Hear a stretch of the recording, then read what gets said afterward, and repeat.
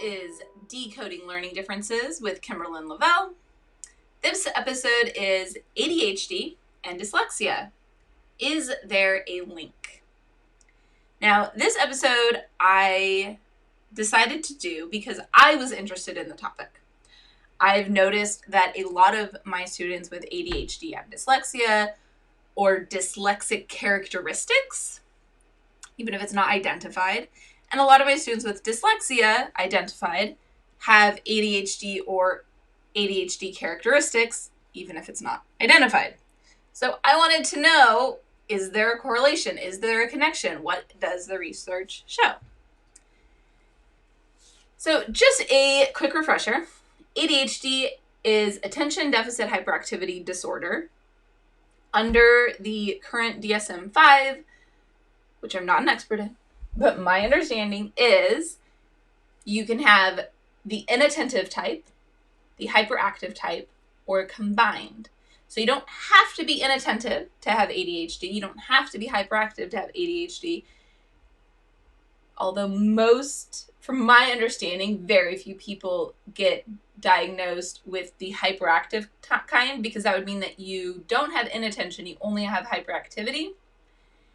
But most of the time, the hyperactivity would cause some inattention. So most of the time, you're either inattentive type without the hyperactivity or the combined.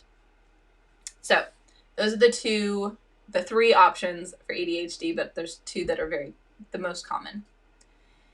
Dyslexia is a difficulty in reading and or spelling caused by a deficit or impairment in phonological processing.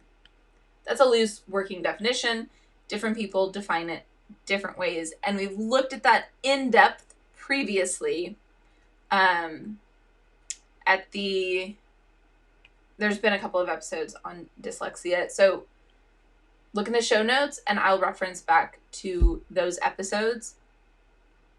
And we go in depth there. So both of these conditions, ADHD and dyslexia, both happen, depending on where you're reading, between 5% and 10% of the population has ADHD, and between 5 and 10% of the population has dyslexia. Now, what's interesting is that they have found that, depending again on which study you're looking at, 25 to 40% of those with ADHD also have dyslexia, and 25 to 40% of those with dyslexia also have ADHD. So there is a stronger correlation for having both than just having one of them. So I was kind of digging into, okay, why? What's happening? Now, there are reasons for inattention in dyslexia besides ADHD. This is a big one that we've talked about before.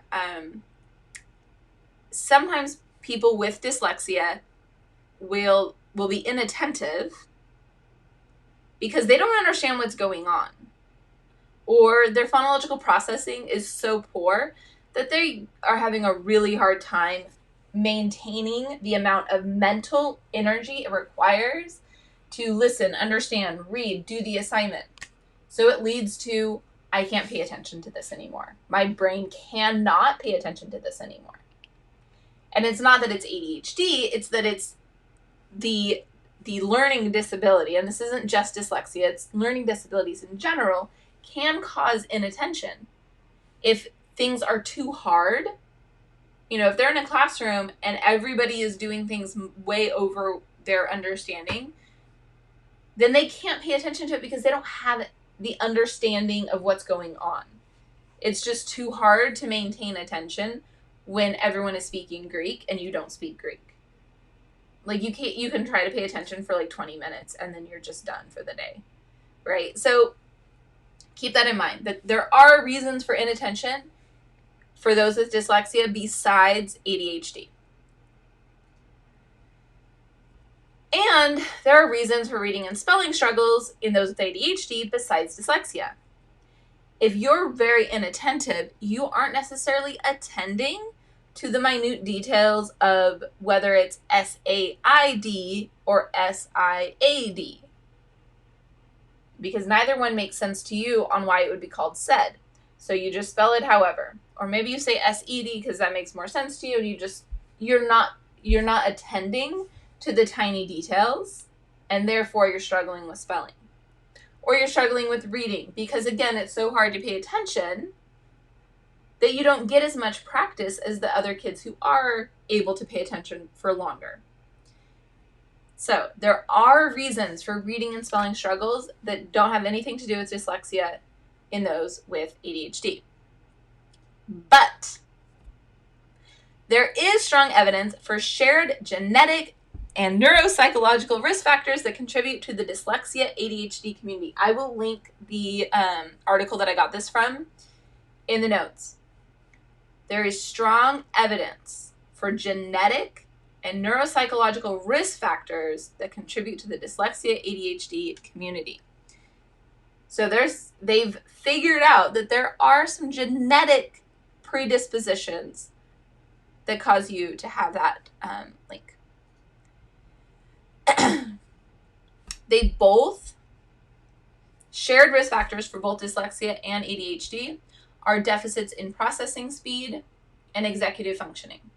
So both ADHD and dyslexia have a weakness in your processing speed, how quickly you process information, and in executive functioning, which a lot of times has to do with like organization of tasks and decision making, and there's a lot to executive functioning. Okay. So some brain scans were super interesting, and they found that the amount of overall gray matter in those with ADHD, those with dyslexia, and that of the neurotypical population, they all have about the same amount of gray matter. There's no significant differences in the amount of gray matter. Brain matter, right? The actual amount of neurons, so to speak. The actual overall amount is the same. So the right caudate emerged as a region of statistically significant conjunction between dyslexia and ADHD.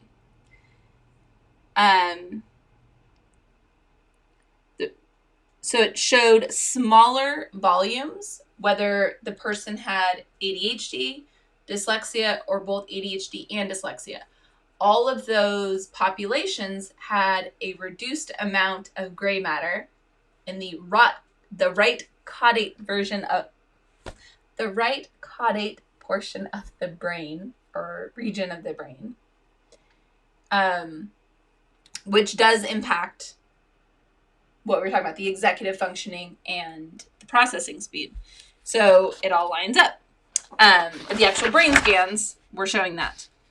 So the role of the caudate in dyslexia remains unclear, but executive functions and procedural learning are two candidate cognitive constructs that may overlap between dyslexia and ADHD. The overlap between dyslexia and ADHD in the right caudate might point to impairments in procedural learning and or executive functions that are risk factors for both disorders. But a really big thing to keep in mind is they have to do a lot more research. They are not done with all of their research. They've got more things they're trying to figure out, pieces that they're trying to put together. One thing that this study was finding was that there wasn't a whole lot of brain scans done on people who had both ADHD and dyslexia.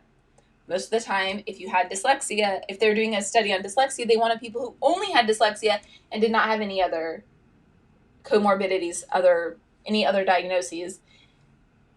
But the problem is they might be scanning people who do have ADHD and it hasn't been identified.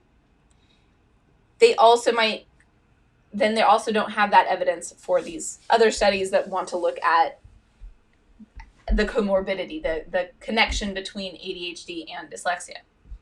So more research definitely needs to be done. But all of this I found very interesting and wanted to share it with you.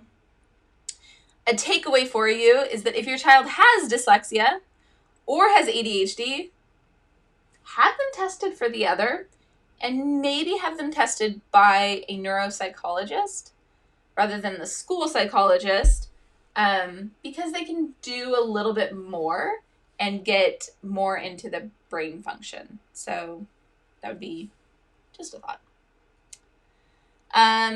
Another takeaway is all brains that were studied had about the same amount of gray matter.